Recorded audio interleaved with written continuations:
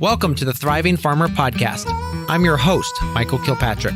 Our mission is to inspire, educate, and celebrate sustainable farming. We believe that you can build a profitable, sustainable farm that gives you true farm freedom.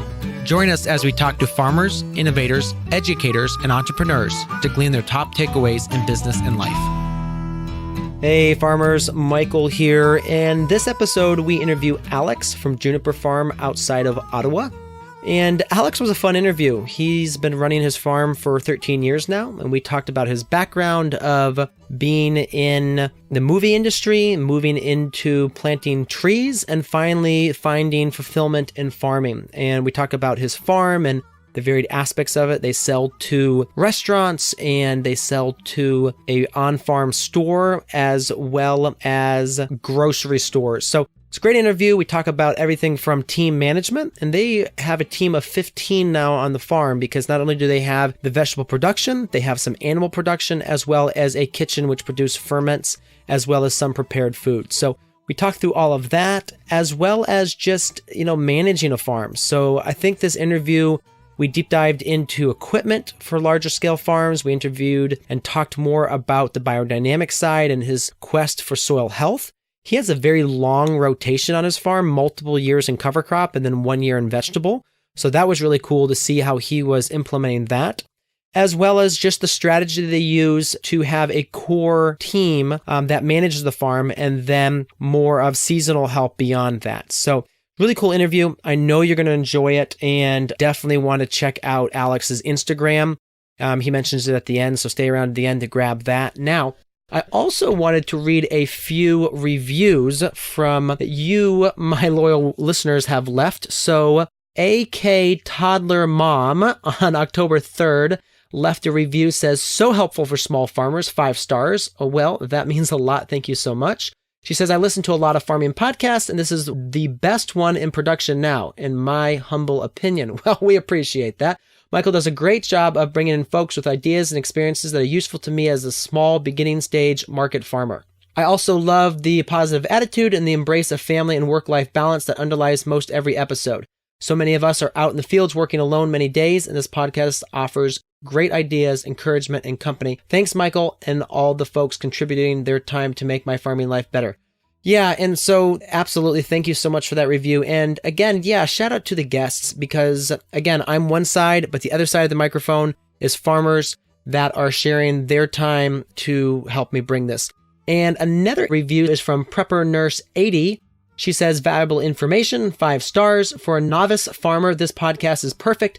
Tons of valuable, detailed information. I listen during my commute to work. Awesome. Again, thank you for that. And again, thank you for listening. If you haven't left us a review, please do.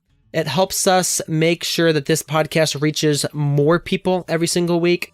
And, we just had our best month ever, September, for downloads. So it was a fabulous month for us. And we now have over 75,000 unique downloads for the show. So again, thank you for your patronage and enjoy this interview with Alex. Alex, welcome to the podcast. Oh, thanks, Michael, for having me. Yeah, so tell us a little bit about your farming operation. So our farm is Juniper Farm. Myself, Alex Mackay-Smith, and my wife, Juniper Turgeon, own a 200-acre property in Wakefield, Quebec, in Canada. Mm-hmm. And we currently serve probably over 40 or 50 restaurants, as well as have an on-site farm store. We also do processing, sauerkraut production, and that's the basic gist of it. All right, cool. So you've got the 200 acres, and how many acres of that is actually farmed?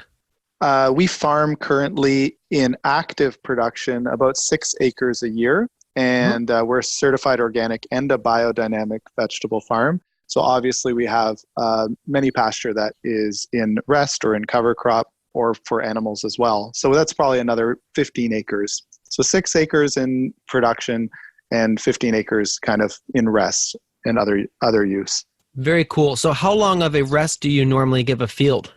It's changed over many years, and we've kind of landed on a rotation of 2 years, 3 years, so 2 years in rest. It seems to me the way to maximize getting a fantastic clover cover crop established that also gets pastured by our chickens. And right when we do the plow down to get ready for the following year is when we get the maximum amount of nitrogen fixing happening. If I go to 3 years, I find that the clover crop starts to diminish in its nitrogen availability. So yeah, we're into a 3-year rotation now. Okay, very cool. All right, so when you said plow but down, do you actually do a turnover plow, or is it more of a rototill? How do you turn that under? Again, we've been doing this almost 14 years now, so many different incarnations of this. Now we actually have gone to a traditional plow after the 3 years is up, or the year before we go into production. And yes, plow and disc and C-tine or S-tine where necessary to really get midsummer when the season is the hottest and we're able to flush out as many weeds as possible, and then sow down. And right now I'm looking at it out my window here at our oats and pea crop that we put in to last through the fall and create a beautiful cover crop that'll will die down over the winter, and we'll be planting right into that in the spring without having to till again. Oh, wow. So that is that every year you start with basically a clean field with just, some cover crop remnants on it. So that must be really nice. Oh yeah, it's fantastic. I love the way it works, and it gives me deep satisfaction to see those cover crops growing, and they're like my crystal ball into the future. Yes, we all have to look right at our garden and see what problems are having in this current year, but actually my eyes tend to be a lot more on all those cover crops and what are they doing? What are they showing me? So I can see what needs to happen, what I need to do to get that field producing in a fantastic way. So yeah, they give me great joy. Interesting. All right. So I bet this ties into the biodynamic side of this as well. Very much so. Do you have a specific question in mind?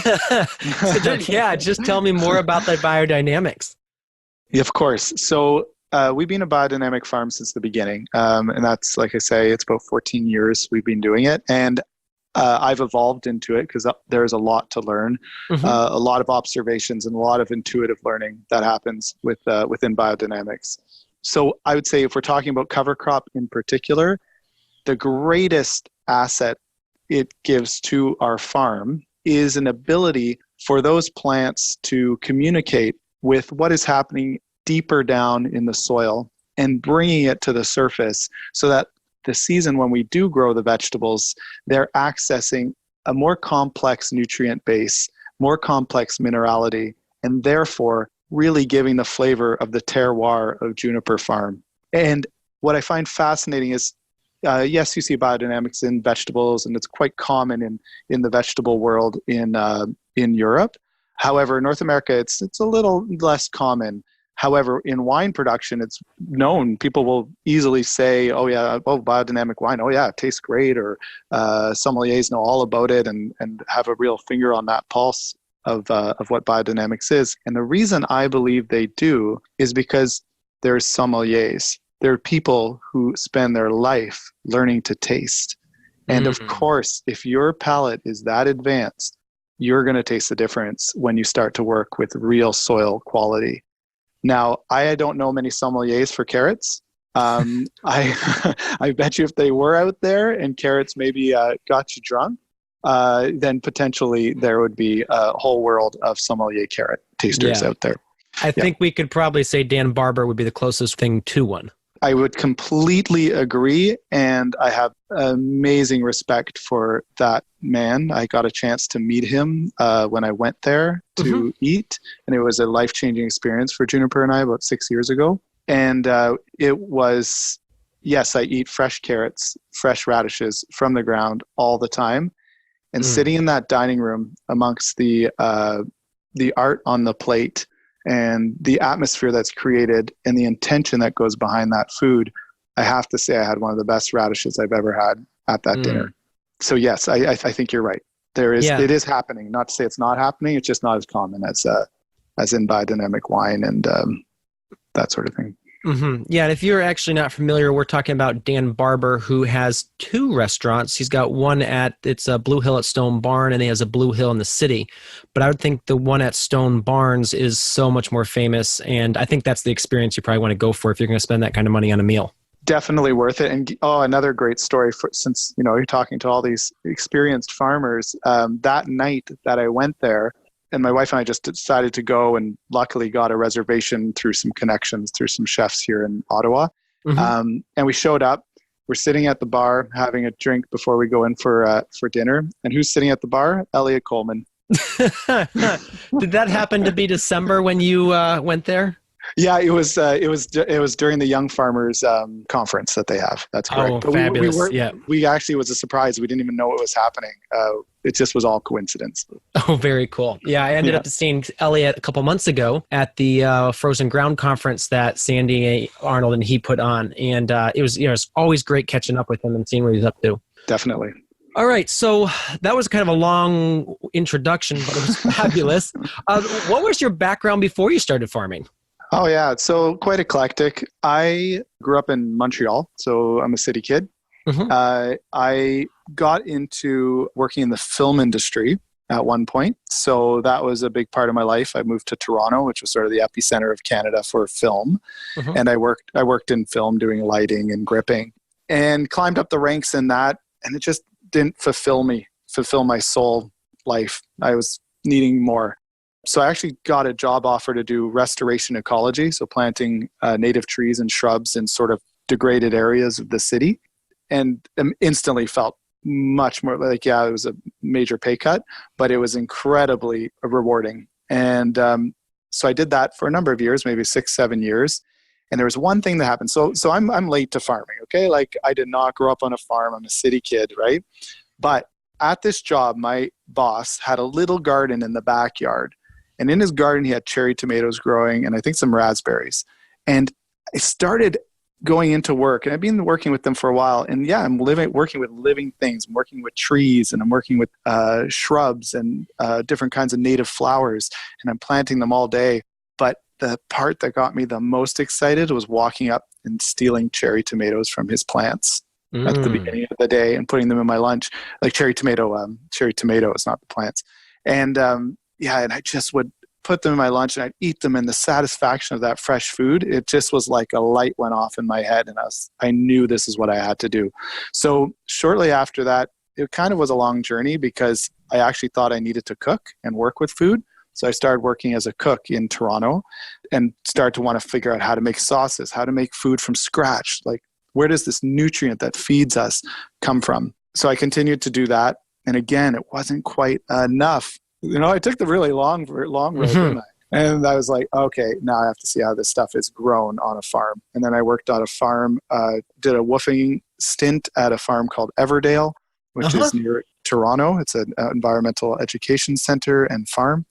And I did that. That was about 16 years ago, and worked there and fell in love with it. And Juniper and I had met in Toronto, and I came back and I said, hey, you want to be farmers? And she's like, yeah, let's do it. That's awesome. And then we went and learned from a bunch of farmers, and here we are today. Very cool. Very cool. So now that you have more mature farm, what does a typical day look like for you? Yeah. So a mature farm is a really interesting way to put it. And my day is actually made up with a lot of meetings. We have a staff of almost 15 on the farm. Okay. And we can get into this after, but everyone sort of holds a different responsibility. So there's a constant dialogue happening. So morning meeting, wake up, usually, I'm up at about 5:30. I head down there to the hub where everyone meets. I get the board organized on what the tasks are for today. Like let's call it Monday morning, what the tasks are for today, what the tasks are for the week, and what are the long-term tasks. And I do this all on a whiteboard so I can get my head around it and everyone can have a visual on it. Then we have our morning meeting, get through everything in the day, whether there's things that need to be harvested, tasks that need to be taken on. Then potentially I will be, on the tractor for a while. I tend to do I actually tend to do most of the bed prep on the farm. Okay. I'm the guy who does the final bed prep. So kind of like a chef on a pass, that's the way I see it, is, serving the food across at the last minute. There you go. Okay, we're about to sow the seeds. All right, it's done. And I like to be that bed prep person just so I can see what's happening in the soil, feel the texture of it, make the call, I also have a great view from the tractor on what's happening all around me. So whenever I can, I try to be the bed prep guy. So that can take a lot of time in the spring. Again, it depends on the season, what my weekly or my daily tasks are. Another thing I can do is I can always be on the phone ready at any moment when I'm on the tractor. Whereas if I have my hands in the dirt and I'm really in that scenario, it's a lot harder to like be able to respond to my clients who are all the chefs who have, needs at all hours of the day, and be able to, and all the various other workings, because now we can all work from our phone as if it's our office. So just being available, it puts me in a really great place sitting on the tractor. Other than that, it's pretty much putting out fires when necessary, problem solving. And then the part I love the most is always holding the vision for the future of what our farm is, always having those in all those meetings, always leaving a meeting with my staff, depending on the situation, of what is the possibility, like where can we go with this, rather than kind of that's not working scenario. Anyways, that's kind of answered your question a little more than it had to, but there you go. No, that was great. Okay, so tractor, what's your favorite tractor that you've got? Okay, well, I really love the Kubota payment plans, to be honest. So I'm a new tractor guy, and I just love throwing down, being like, okay, that's it. We're getting a brand new tractor, do the payment plan, budget it out, and know that tractor pretty much is going to work 90% of the time, 95% of the time for the first 5 years, and never have to worry about it. Our seasons are really short here, and they only get shorter, like even compared to Ottawa and Wakefield. We're in Wakefield, only 30 minutes north, and we're in the hills, and it's 5 degrees colder than Ottawa. So our seasons drop quickly. So we have a very short window to get things done, and I don't need to be messing around with machinery. I'm a Kubota guy. Interesting. Yeah. So it's because it's all about that opportunity cost. I mean, if you're spending an hour fixing a piece of equipment when you should have been seeding $12,000 worth of carrots, that's a huge problem. Bingo. And the other thing is, it's not even just the fixing of it. It's actually going and getting the parts and waiting for the parts. That's the part that takes so much energy and so much time. The actual fixing, it's only an hour and a half. I can get my mechanic, like one of my guys who can hold the mechanic part to do it.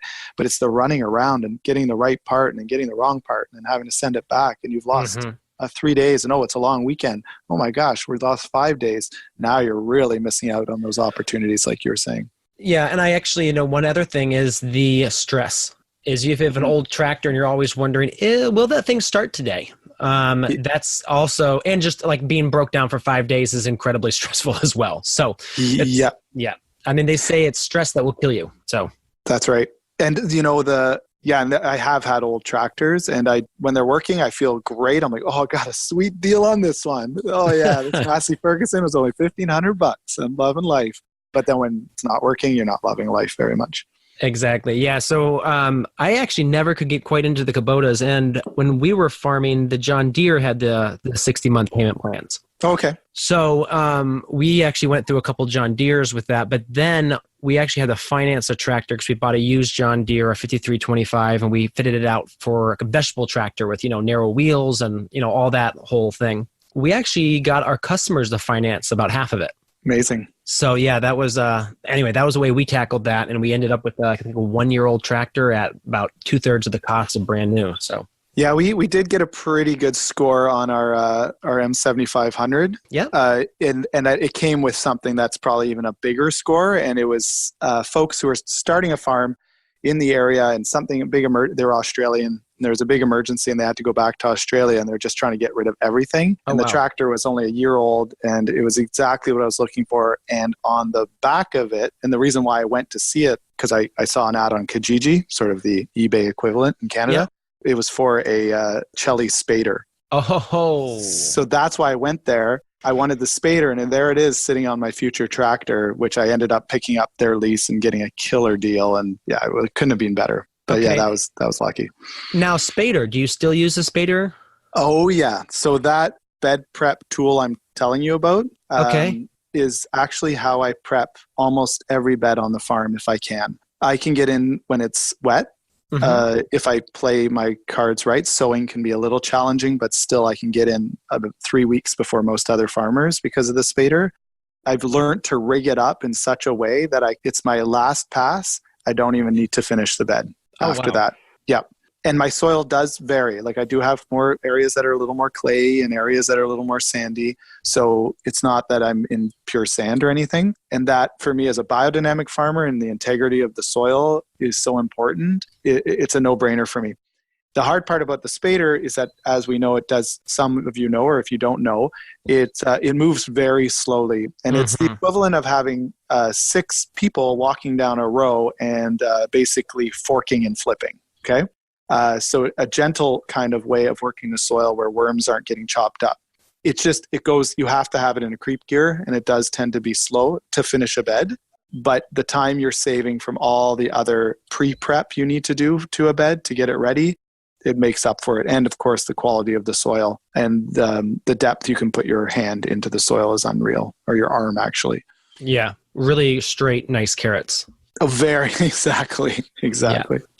Yeah, I see a lot of people struggle with good carrots, and they're like, well, we had a discussion a couple weeks ago, do you thin your carrots? And I was like, well, you never should have to thin your carrots if you do your bed prep, your weed control, and your seeding correctly.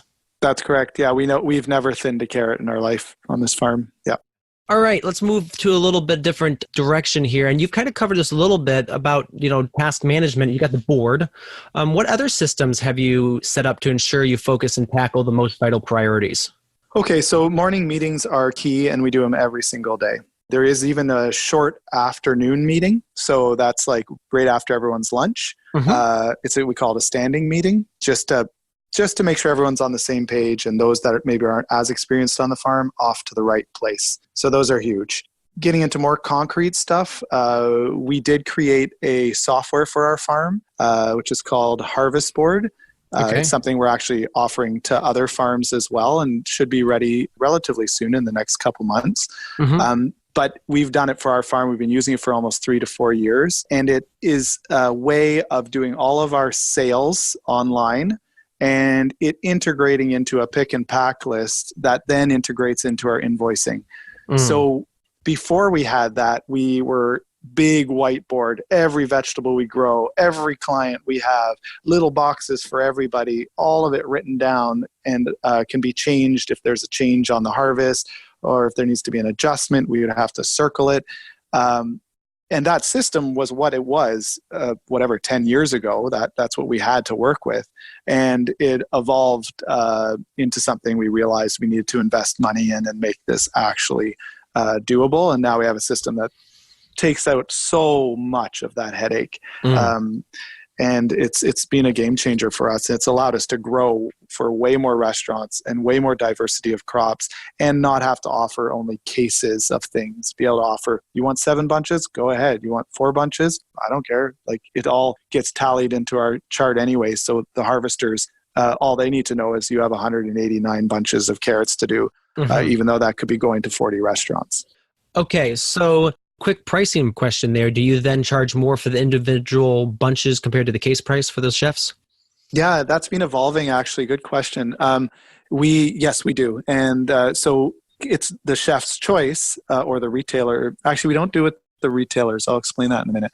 But with the chefs, yes, they can choose if they just want 3 bunches of cilantro. Yeah, it'll be $3 a bunch. If they want 12, the price drops. If they want 24, it drops again. If they want 48, even more. So yes, that's what we've done. And for the retailers, we tried that this year, and I think this would be good knowledge for other people to take on. Dealing with retailers is a whole nother beast, and they don't, especially like the health food stores, unless you have big contracts, with the big grocery stores, which is a lot harder to get anyways. But the small guys, they want to be able to order whatever amount they want. So we switched it and said, and brought up our minimum order that they need to order $150 even to get in the door. But we're doing all bunches at, let's say, $1.95. Okay.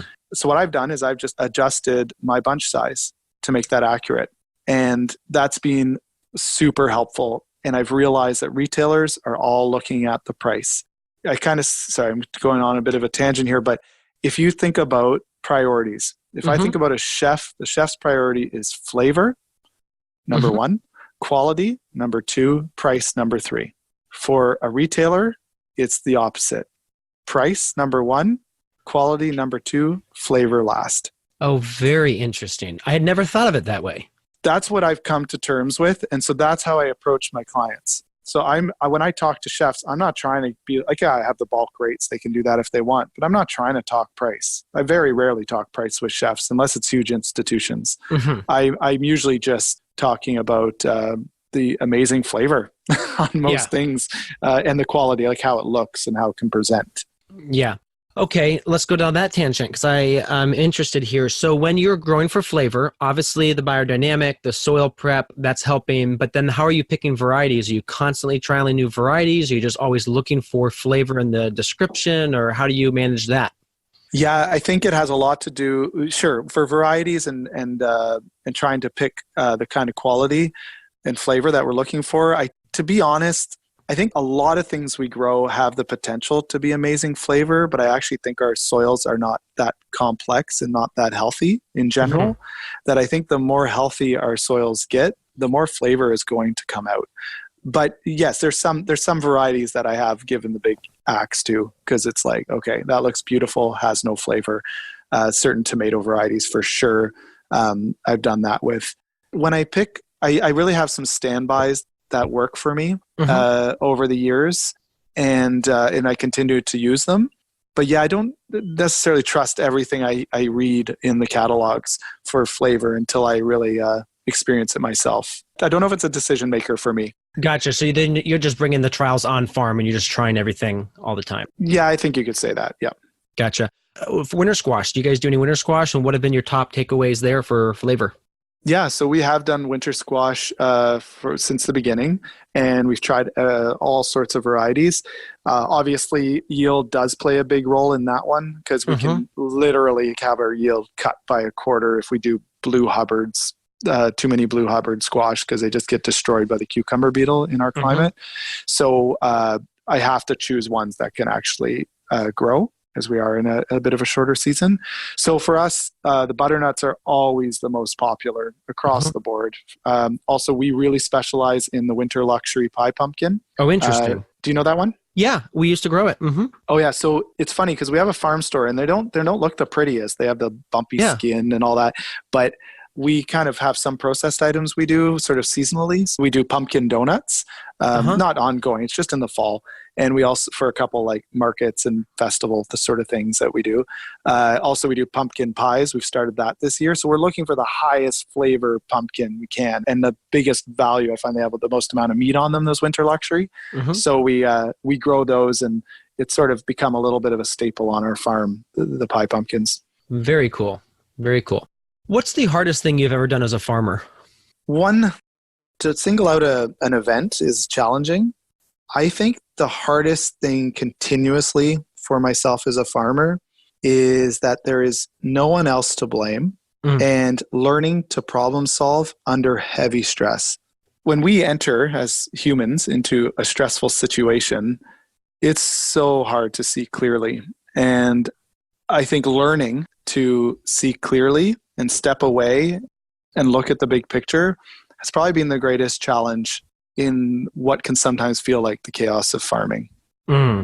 I know, I absolutely agree with you. And, you know, one of the courses, we just actually this last month put together a mini course for farmers, and it was all about how to save 5 times an hour on your farm, 5 hours a week on your farm, time freedom course. And the reason we feel like that is so important, and most of the course is about decision-making, time management, and delegating. Because we've realized that farmers, they get overwhelmed so quickly. And if they can't figure out how to get everything out of their head onto a piece of paper and then quickly sort that to, you know, if it's important or not, or if it's urgent or not, they just spend their time just like almost twitching, going around their farm because they're like, a little bit of this and a little bit of that and a little bit of this. And like half those things they should never have touched. Yeah, that's why. And I'm looking forward to getting the feedback from the first people we sent through the course. But it's, I'm really excited because I think this one thing can really help farmers, again, with that critical thinking aspect, which is what you just said is the hardest thing that you can do on a farm.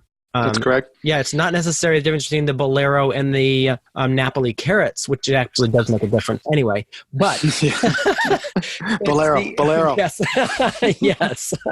But it's the aspect of where to plant those, when to plant those. Is your soil actually correctly prepped for those? What's your weed control on those? Because those are all key decisions which are going to make or break you as a farmer.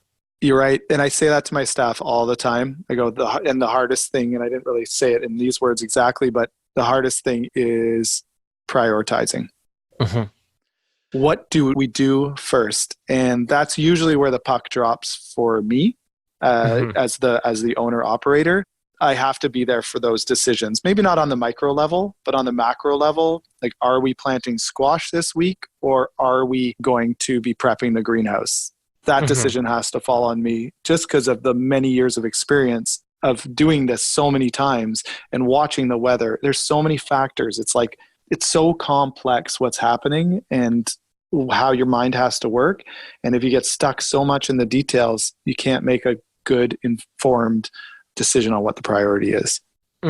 Okay, so to that point then, one of the things we like to see is we like to try to empower our team to make some of those decisions. And as you said, you have to retain some of those decision making because you've been there and done it for so many years. But do you try to, to help your team learn that decision making? Definitely. And 3 words for that: meetings, and more meetings. I remember hearing once, actually, and I don't know if it's a myth or not, and you probably heard this too, but supposedly there's some mythical farm somewhere in Europe that supposedly they plan for 4 hours and work for 4 hours every day. And they get everything done. They plan it to the minute. Wow. Anyways, I've actually heard that. I don't know if it's true.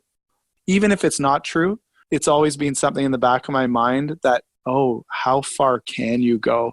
And if you were to plan with that intense detail, right, exactly what you were saying before, saving 5 hours a week, how much can you save and how organized can you be? So yes, that is, the meetings really, really allow for that time for everything to be sorted and that person to head off and do their tasks and know what's happening first and know who needs to be in what, doing what, when, and then what's happening next. That right there is very helpful. Now, to be honest, I've noticed with so many staff over the years, and some who stay for 6 years, some who stay for 1, that it really just takes time. It takes season after season to really get people to feel like they can make those bigger decisions. And I have to allow them to make mistakes or successes. And I can't micromanage it all the time. Like, yes, I make those bigger decisions, but if I can let go of them, that's wonderful. And I do sometimes strategically just to let them learn from it, from that experience. Does that answer your question? Yeah, no, that is great. I think what you said right there is you just kind of have to let them fail sometimes. That's right. You have to remove the safety net. 100%. Like, you don't, okay, so how did we who've been farming for, let's say, more than 14 years, okay, I'll give it that number. Why do we know a little more than other farmers who have only been doing it for 3 or 4 years? Because we have to watch a mistake for an entire season. It's not like owning a coffee shop where, my coffee, I roast, or whatever, a coffee roastery, and I roasted those beans the wrong way. Okay, get more beans in, we'll roast them again tomorrow, right? You plant all those onions a certain way, guess what?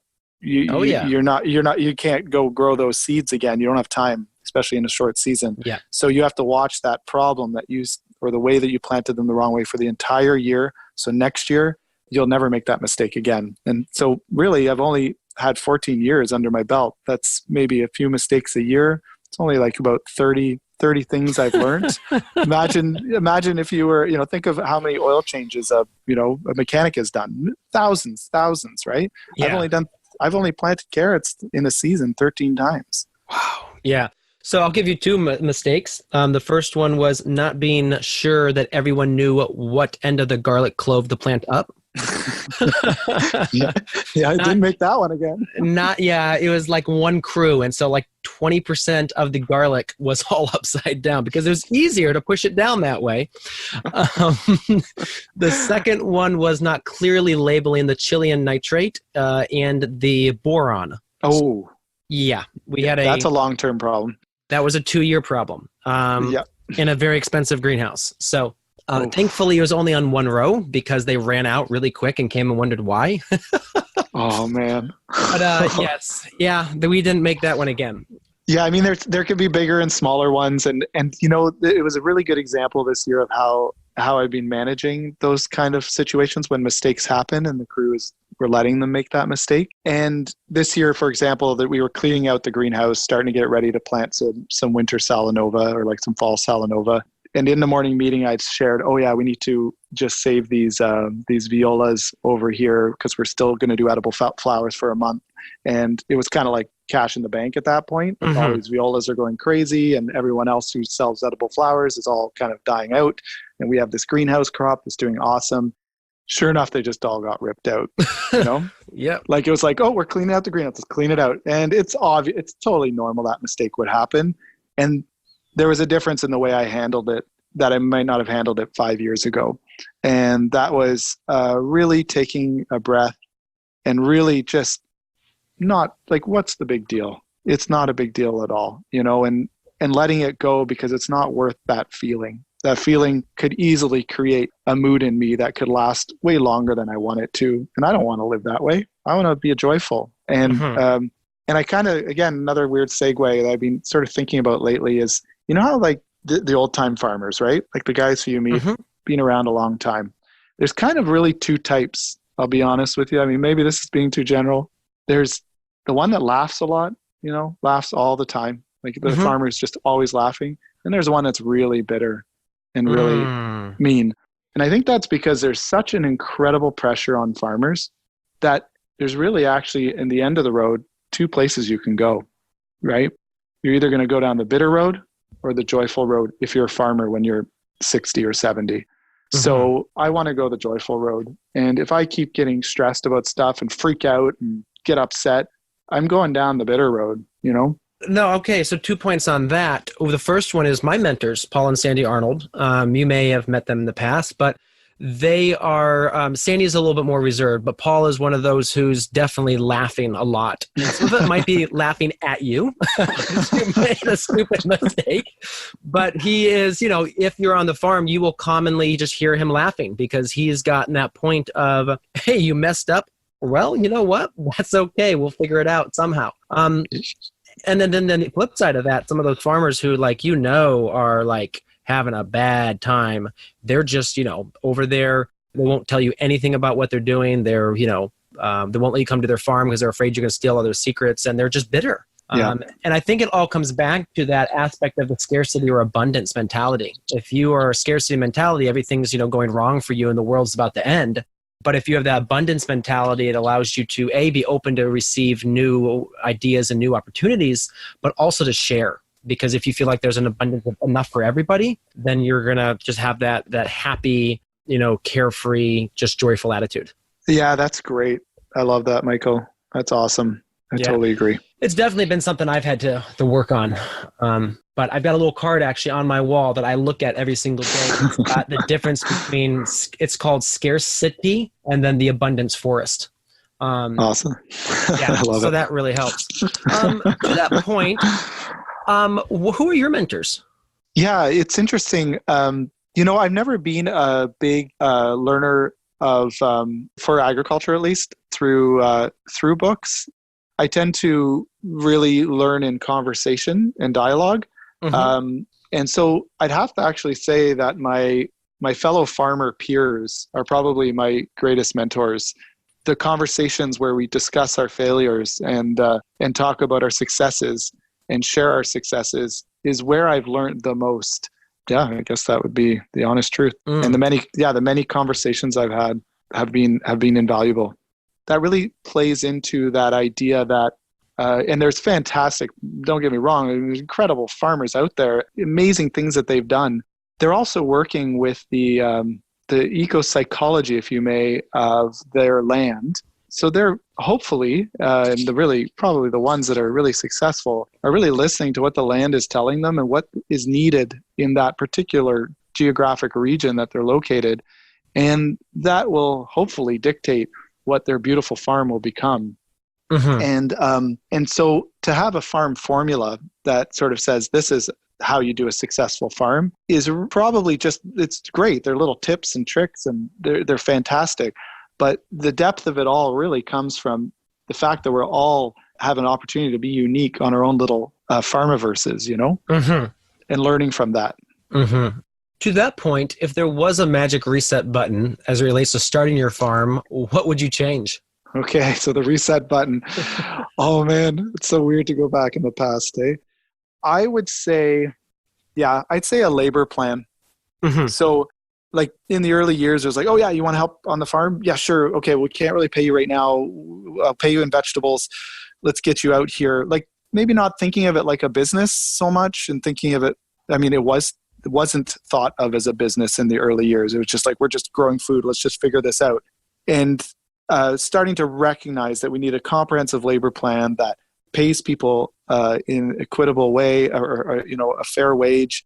It keeps them around longer, because in the early years when you're just sort of doing woofing style or internship style, it's hard to keep people around. I think I could have kept more people from those years. I have no regrets, by the way, but still, I have people from those years stick around, and it would have probably propelled our farm a little quicker into being more efficient.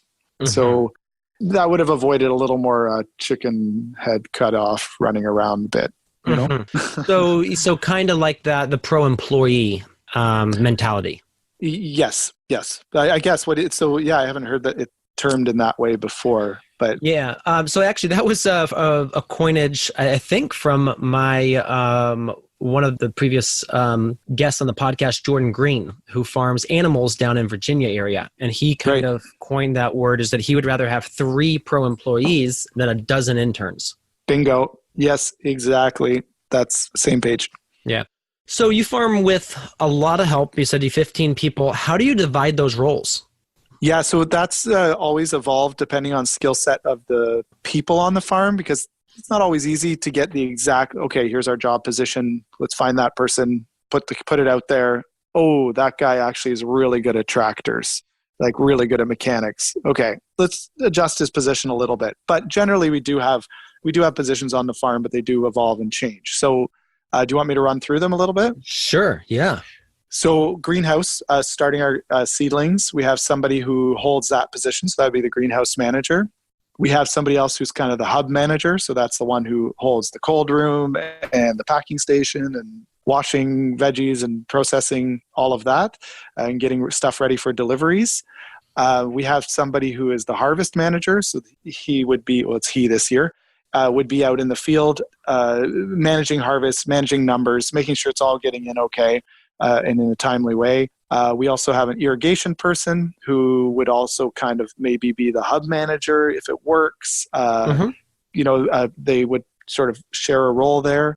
We do have animals on the farm. So there's someone who is managing the animals and usually doing something else too. Actually, our transplant manager is also our animal manager this year, which kind of had to evolve and change. We have someone who holds all transplants. And the reason for these different roles, there's also people who do, there's also the fermenting kitchen, because we do the sauerkraut as well. So there's that. And there's also the farm store manager too, who holds that space. The reason it works so well putting everybody in these roles is that I then don't need to go and communicate to everybody what's happening, or the relationship begins to build, let's say between the transplant manager and the seed starting manager. Okay, you guys need to talk together and communicate what's ready, what's being hardened off, and really communicating to the transplant manager where it is and which ones to take first, etc. So that would be an example of like, all right, these two are going to get close, and they're going to get closer and closer so that communication becomes awesome. And if there's a breakdown in communication, then they can talk to me and we can figure it out together. So that's why the departments are so key. And there's another position too, is the field kind of maintenance, we call it. So that's row covering, hooping, kind of has an eye on the weed pressure. It's such a small role, that one. Like, I mean, it sounds so small, that one, but it's so big, you know, like, oh my God, the row cover person, I have so much respect for them. She does a great job this year. So having those various departments be able to hold that specific thing. Then, so if there's an issue with something, I can just go to that particular person and communicate it to them. And if they're like, well, this is working, but I need some more support for my hoop racks. Like, it's just a mess. My hoops are everywhere. I'm not going to get her to build a rack because it might take her 4 times longer. I'm going to get my infrastructure guy. That's another role we have he's the harvest manager and infrastructure manager, same guy. Okay. And I'll be like, okay, I'll get him to build you a hoop rack, and let's see how high of a priority is that. Okay, and then I put it on his list, and he's like, great, I'll get to it after I'm done this, and this. So whenever there's a problem that one person is experiencing, I don't try to solve it. I try to find the person in the best position to solve it or to work with them on it. So I'm looking at it like a bit of an orchestra and being the conductor of something that can ease. Well, actually, no, that's not a good example for that. It's more putting people in touch with other people, you know, to get the job done. So finding people can always be a challenge. I mean, I'm hearing more this year than any year of how challenging getting good people is. How do you find those right people? Oh yeah, that's fascinating that you're hearing that too. I've been hearing, we've had that experience in a way. We're very lucky that we've had a pretty solid team return this year, and we have them coming back next year. One strategy we're doing, we're going to go forward with next year, is actually have a core staff. So the core team I have now, who really hold responsibilities, who get a decent wage and are going to always get an increase every year as they take on more responsibility, and really empowering them and having a really tight group with this team, even to the point where maybe they're the only ones at the morning meetings. And because we have such a high labor need from June, July, and August here, fall too, but we'll get to that in a sec, but the really high labor hits in those 3 months. And that's when all the students are available. So there's some grant programs available in Canada that we've started to use and access for students. One of them is actually by the UN. It's a United Nations program called Green Spaces. And there's another one called it's a Canadian grant. It's called Eco Canada grant. So it's for jobs that are kind of helping push back the carbon footprint. So an organic vegetable farm is a good place to encourage that, you know?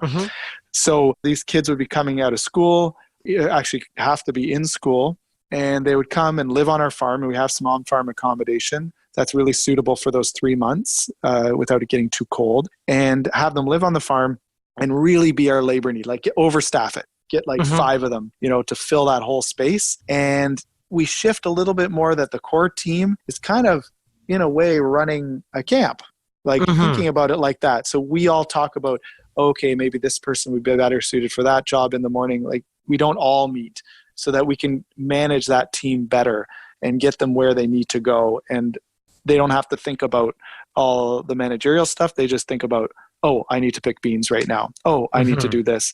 And they're here for 3 months. So it's an experience. There's a good likelihood they're not going to quit. It's a short enough stint that you won't lose them mid-season, I'm thinking. So we're going to try that strategy. Very cool. And with that, I'd like to stop here and take a break. In a minute, we'll be back with Alex from Juniper Farm.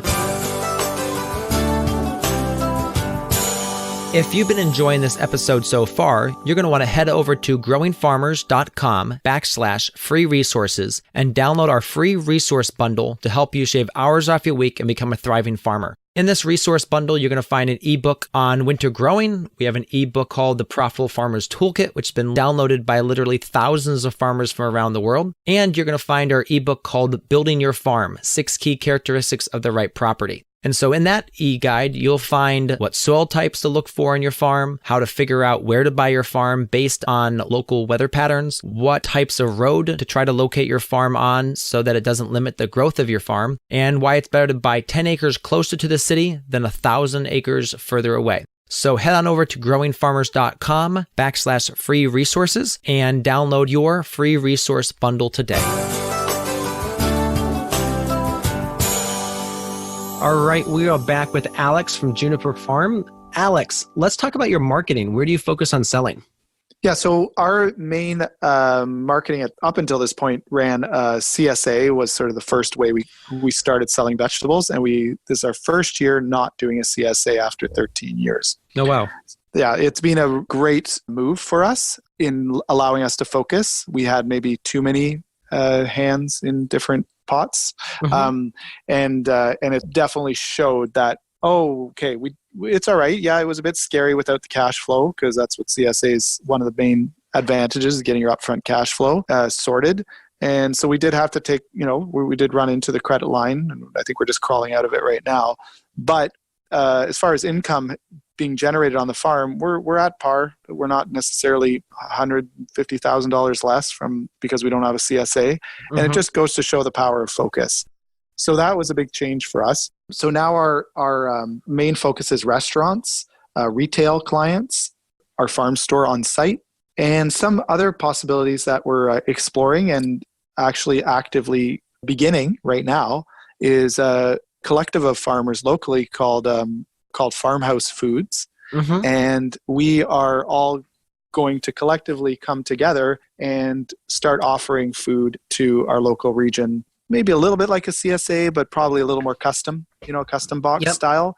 Yep. And we're doing a launch for a harvest box in November that sort of a one-time, you can get, a $175 box, and it's filled with everything from meat to cheese to vegetables from these 6 farms, so that they can get to know us. And we're really excited to go into this new collective way of marketing together and not having to be one farm holding all the logistics of a CSA, which we know all too well, and having to grow every single crop for the CSA.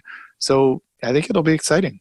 Very cool. All right. So talk to me a little bit about your crop mix now, because you dropped the CSA. Did that mean you dropped some crops to focus more on what was the best, or are you still doing that same variety? We still have quite a bit of variety, but yeah, we have dropped some crops for sure. Certain things that don't sell, I find we don't get a big sale for restaurants and retail, we decided to drop. So things like broccoli, cauliflower, I mean, yes, they're actually quite sellable to restaurants. Don't get me wrong on that, but I think we all know they're very challenging crops to grow. And we ran into some really heavy botrytis issues here on the farm. It was it wasn't even worth growing that stuff. So we've taken a break on those crops. We have taken a break on potatoes and garlic as well. I don't have a huge market for potatoes and garlic as well. We'll grow some for just our farm store, but the amount we used to grow, which was like 20,000, because it was primarily for the CSA, we don't grow anymore. Gotcha. Now, the on-farm store, how do you drive traffic to that?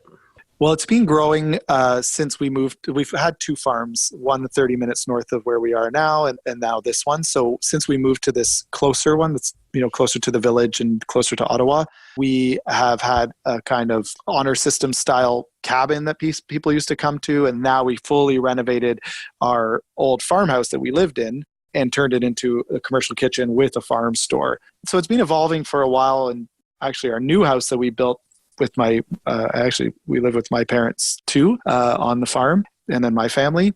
We actually built it right by the little cabin where all the vegetables were for many years. And it's been almost 5 years since we haven't done it. And they still get people driving into that little cabin. And there's our bikes and our ski equipment in it. And they're like, "Oh, I thought there was vegetables here." I'm like, "Oh my gosh, you haven't been back in 5 years? Go down to the farm store."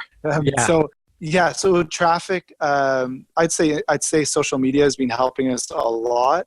We're only 30 minutes from Ottawa, which is the capital city of Canada.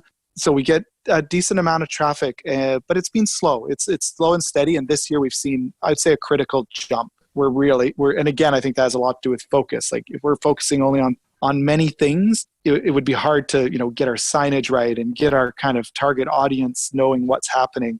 And so we've really actually grown our market a lot this year for the store, and a lot more people are coming.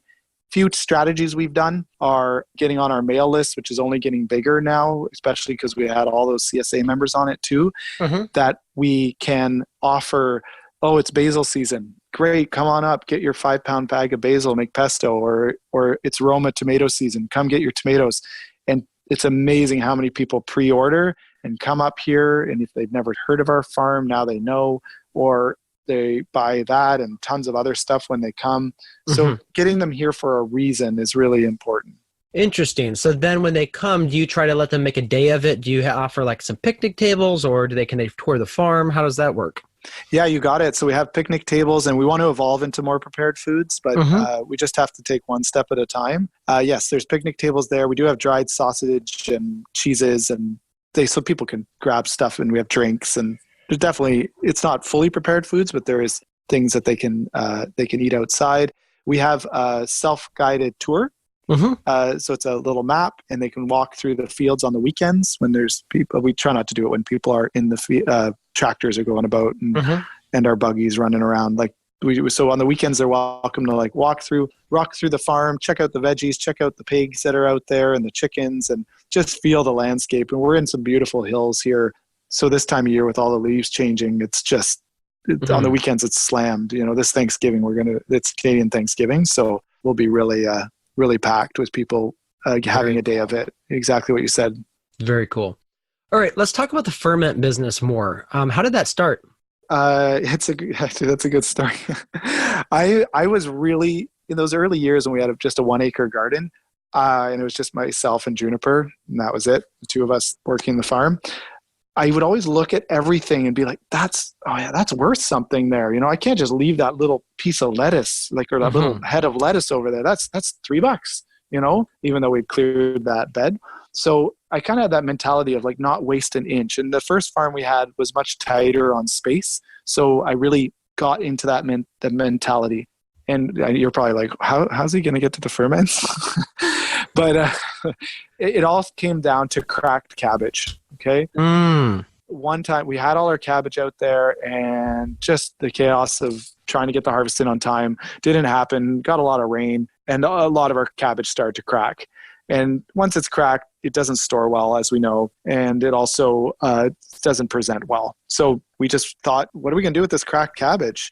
And Juniper loves cooking and creating whatever she can. And then she's like, well, let's start making some sauerkraut with it. Like, yeah, of course, we'll do that for us. And it just grew really, really gradually. And we use all ceramic crocks. And we never stopped doing that. We never went to plastic tubs. We've stayed with ceramic crocks, and we just keep buying more and more. I think we have almost 60, whatever they are, 20 liter ceramic crocks now.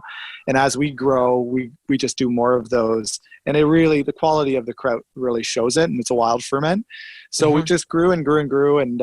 And now we grow, whatever, half an acre of cabbage, or maybe a little less than half an acre of cabbage, to try to do all of our fermenting needs for the season. We can't always do it, but we try. Very cool. And what variety of cabbage do you prefer for the kraut?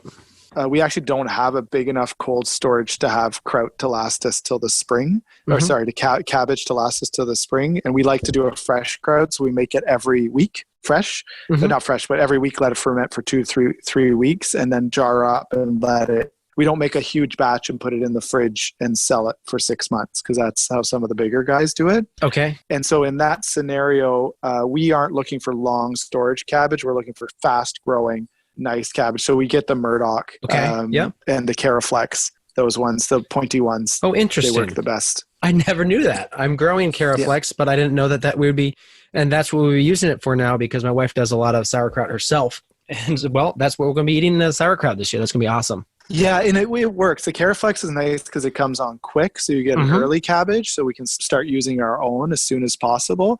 And then the Murdoch, the Murdoch is the big pointy one, right? Yeah, it gets huge. The really big one. Yeah. So that the Murdoch then is our kind of fall storage cabbage.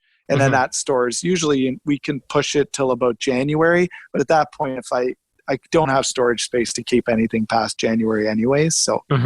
Yeah, that's it. Very cool. Very cool. What would you feel is the biggest mistakes that you see beginning farmers making?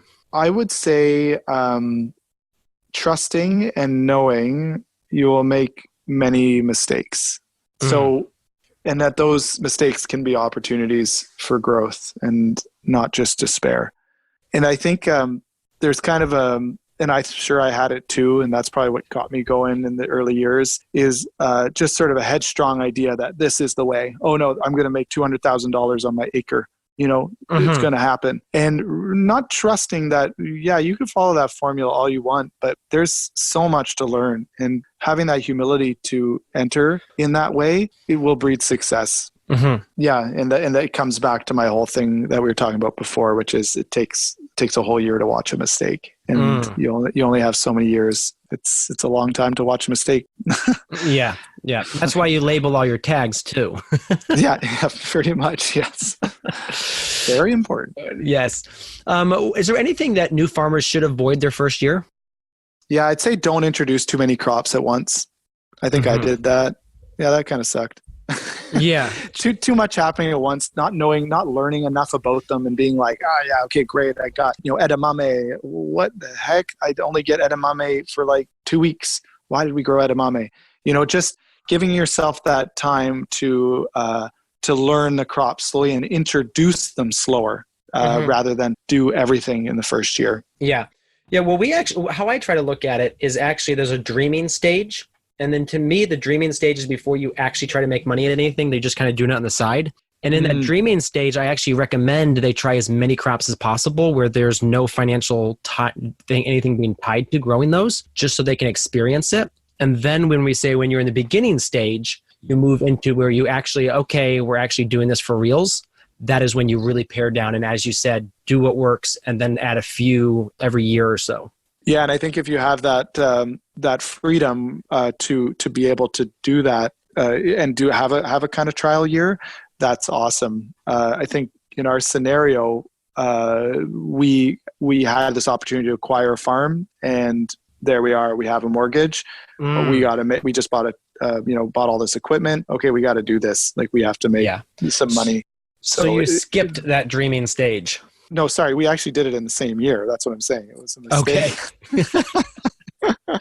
We dreamed and went for trying to make as much money as possible. And it was successful. A bit of a burnout, and we got married that year too. And then on our wedding day, I remember it was the first frost, and we lost a whole bunch of stuff. Oh wow! But it was in hindsight, it's a wonderful romantic memory. But I think that it could have been mitigated a little bit. Yeah. If you could pick one, what would be your favorite farming tool?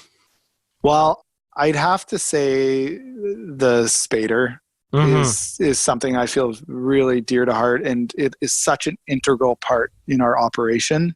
Basically, if that thing breaks, which is pretty hard to break, but if it did break, I would go and have to order one from Italy and spend a lot of money on it, and I would do it. I would easily just get the loan if I had to do it.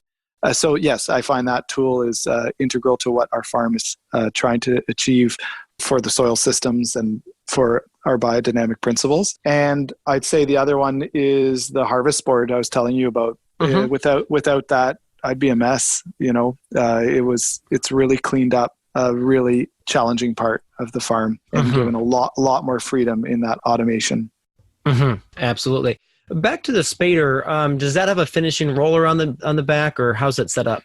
It doesn't. That would be neat actually to put a roller on it, but I haven't necessarily had to. It sort of has a flip lid, kind of like how a rotor tiller does. And so if you position the spader on your on your top link as far back, not as far back, but further back, so that flap is hitting the ground. And when the soil's getting flipped up, it hits the back panel and then drops down and kind of creates a bit of a smooth bed so that your seeder can actually seed. If you were to go down, sometimes if it's a bit wetter or whatnot, you were to go down and dig with your hand, you'll see there's chunks under there. Like there is actual like chunks and little activity of life. It's not all tilth. Like it's not all just powder. Which I like. I'm okay with that. Once the plant is germinated and starting to send roots down, as long as there's not massive air pockets, it's going to be fine. And then and those chunks are life. Like they're just going to spread life 10 times faster than tilth, right? Oh yeah. Yeah, absolutely. No, that's cool. Where can people find more about you and your work? I'm pretty active on Instagram. So I have it's Juniper_Farm. We have our website, but we're redoing it right now. So that's juniperfarm.ca. We're also on Facebook as well. And and then if you live in the Ottawa-Gatineau region, come say hi. I mean, we love having people on the farm, and everyone feels such joy. We even have some farm pets that, we have two mini donkeys and a bunch of silky chickens and Bunwich the pig. Like, we have pals on the farm. Those are mostly for my kids, but it's actually also for every single person that comes here because they love them so much. So if you're in the Ottawa-Gatineau region, come on up to Wakefield and look for us at Juniper Farm. And you also have an Instagram for your ferments. That's right. So we have a few, so we have the ferments Instagram as well. So that's Juniper Farm Ferments. You can check that out to just see what we're up to and all the different flavors that we do. Definitely. Very cool. Well, Alex, it's been a pleasure having you on. Thanks so much. And what ages are your kids? I forgot to ask that. Yeah, they're 7 and 10, 2 boys. And I think the beauty of the whole thing is, like I had said, I didn't grow up on a farm and only started farming in my 20s. And my kids are farmers. They're full on farmers. And I had a very different youth, growing up in Montreal, skateboarding downtown, just such a different thing. And watching them and the things they learned and the way they're able to figure stuff out and know how to work in the field and know good food. I mean, it's amazing to watch. So it's the changeover, it's a changeover from a non-farmer, myself, to having farm kids. And I try really, really hard to let them feel as open as possible for whatever they'd like to do here. Because as we know, farms have such a possibility, so many possibilities, right? And, if they want to do a maple syrup operation here, by all means. And if they don't want to do anything here, that's fine too. It's just, I really want them to feel open to treating this like a blank canvas as we did. Absolutely. Well, Alex, again, thanks so much. Really appreciate it. And I'm definitely going to try to make it up your way in the next year or so. Amazing. Thanks for all your hard work, Michael, and getting this stuff out there. Oh, yeah, it's my absolute pleasure. So there you have it, another episode in the books. So I'd love if you would hop on over to iTunes and leave us a rating and a review. Those mean everything to us. We love to hear what you're thinking. If you have a podcast guest that you can recommend, please pop on over